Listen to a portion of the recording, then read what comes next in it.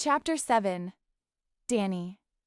Thank God pep rallies aren't mandatory. I made my way toward the doors, excited for this unexpected reprieve. Tag gone into the gym with everyone else when we were dismissed for the event, and I didn't realize until we were 3 cheers and a fight song deep that I had the option to leave. Talk about a bonus. It was weird, though. Even though it wasn't required, it looked like the entire school was sticking around for the pep rally. Not only that, but Grandpa Mick had been right. Nearly every person in that gym was dressed in black. I actually stood out in my off-white sweater, though I still stood by my tiny little act of rebellion because it made me feel like I had a shred of life control.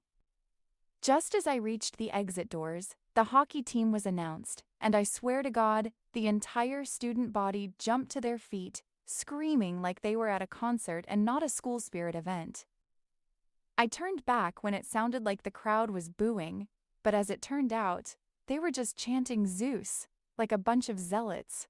I mean, even if Zeus was great at hockey, this adoration was absolutely unhinged, and there was no way the boy wasn't a total egomaniac.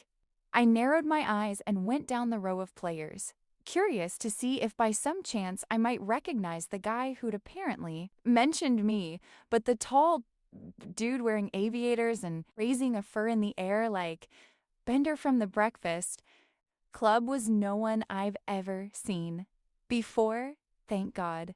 I left and headed for the counselor's office, grateful for the Embry halls and the extra time to get something accomplished. And when I go there, not only did I discover that my assigned counselor, Joan Hurick, according to her nameplate, had also chosen to skip the pep rally. Obviously she was smart, but she had time to talk. "Come in, Danny, have a seat. What can I do for you?" I sat down, took a deep breath, and launched into the whole nightmarish story of how I was still in limbo.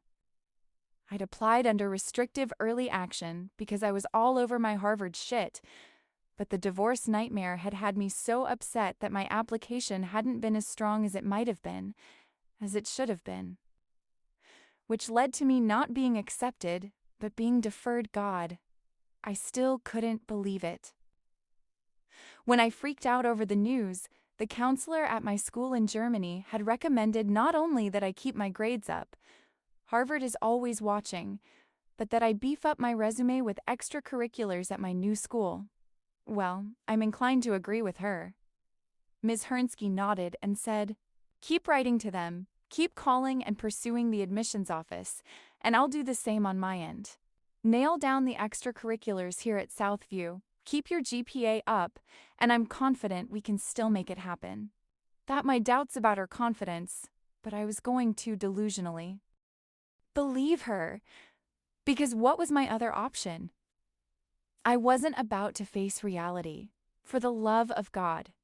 I would rather call admissions every other day until the breath left my body. I'd pictured my first year at Harvard for longer than I knew what the word freshman meant. Failure was not an option. Asterisk, do you know of some clubs that might be easy for me to get connected with? I asked. I'd always been good at finding activities that looked great on admissions applications, environmental club, math club, Amnesty International, yet didn't require a lot of social interaction. Hopefully, Southview would have the same. "Well, it's February, dear," she said, her usage of the word dear irritating me, because I wasn't some annoying spouse or child who was asking for the moon, for God's sake. I just wanted to join a damn math club. Then she added, "It's a little late to join a club. So, why did you tell me to find an extracurricular if it's too late?" I swallowed down my frustration and calmly said, "What would you suggest for extracurriculars then? Maybe a spring sport? That'd be great," she said, nodding like she'd come up with the perfect solution.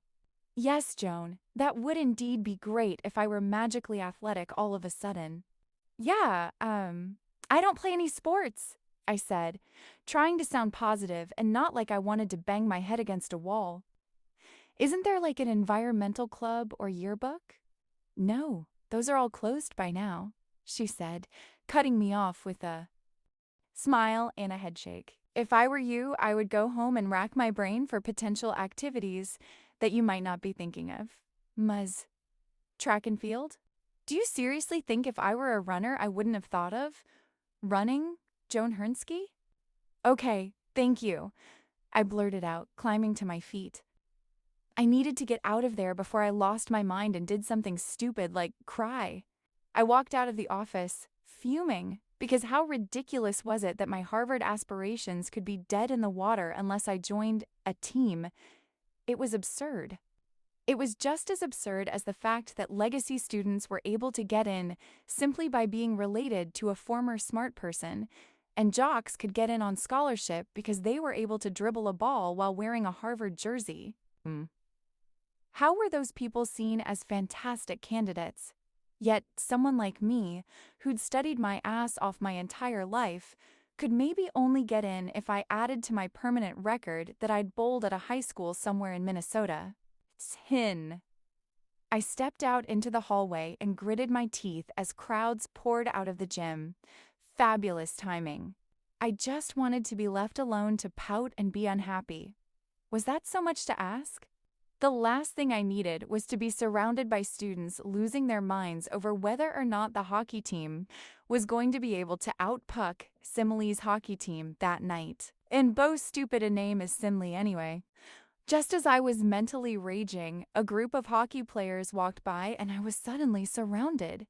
They didn't even notice me as I was absorbed into the center of their saunter pod. Stuck because they were each hauling a huge hockey bag that served as some sort of duffel perimeter. Please kill me.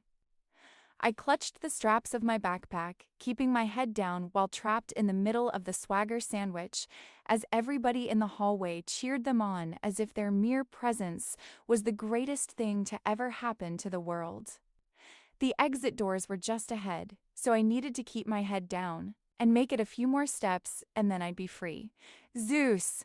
One of the guys in front of me, the tallest Geit earned, which made his ginormous hockey bag come around and knock me to the floor. Literally, his body bag-sized duffel laid me out. Oof, was the moronic noise I heard myself make as I fell to my ass, and something about that duffel slamming into me and a random laugh I heard from somewhere behind me in the hallway was the final straw. Can you maybe watch where you're going? I snapped, too frustrated to hold back. Just because you know how to hit a puck with a stick doesn't mean you're allowed to just mow people down in the hallway with your stupidly huge bag. I wouldn't have thought he'd hear me because it was so noisy in the hallway, but the guy stopped. The huge dude in the hockey jersey turned his head and looked down at me, and I gasped when those brown eyes met mine. Brown eyes that were sort of amber and absolutely familiar. Brown eyes that had looked into mine countless times during those summer months. Brown eyes that I'd never forgotten, even when I tried my hardest. His mouth kicked up into a cocky smirk, and he held out a hand. Nice to see you too, Collins. Alec. Alec was Zeus. Zeus was Alec. I was too shocked to move, to speak. Words escaped me because the everything of us hit me harder than his hockey bag. Alec, my Alec, was standing right in front of me, close enough to touch. After everything and all the years, it was finally happening. We were back. Zeus. Oh. You comin', yelled one of the guys ahead, breaking me from my trance. The bus is here. Ailes' eyes narrowed as he took in my face. Silence lingered for too long until he lowered his hand away from me. The crowds in the hallway.